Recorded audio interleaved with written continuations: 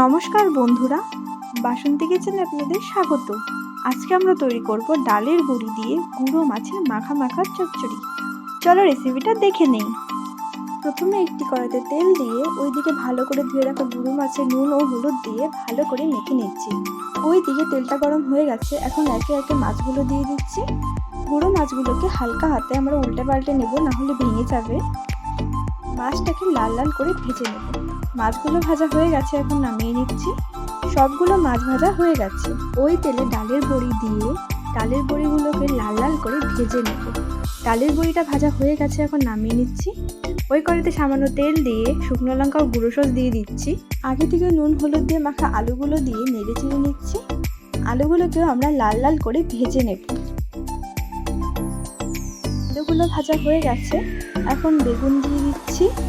লঙ্কা বাটা দিয়ে, গুঁড়ো সস, পেঁয়াজ ও জিরে বাটা দিয়ে, স্বাদ মতো নুন দিয়ে, সামান্য হলুদ দিয়ে নেড়ে চেড়ে নিচ্ছি। এখন এটাকে আমরা একটু ভাজা ভাজা করে নেব।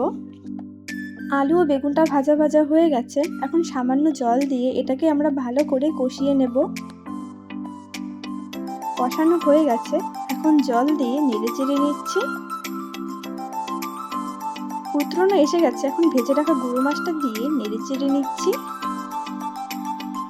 এখন ভেজে রাখা ডালের বড়িগুলো দিয়ে আবার নেড়ে চেড়ে নিচ্ছি। এখন 10 মিনিটের জন্য ঢেকে দিচ্ছি। 10 মিনিট হয়ে গেছে, ঢাকনাটা সরিয়ে দিয়ে ধনেপাতা দিয়ে এখন এটাকে আমরা নামিয়ে নিচ্ছি। ডালের বড়ি দিয়ে গুঁড়ো মাছের মাখা মাখা চচ্চড়ি তৈরি। আপনারাও বানিয়ে দেখবেন, খুবই টেস্ট খেতে। রেসিপিটা ভালো লাগলে লাইক, শেয়ার ও কমেন্ট অবশ্যই করে দেবেন। ধন্যবাদ।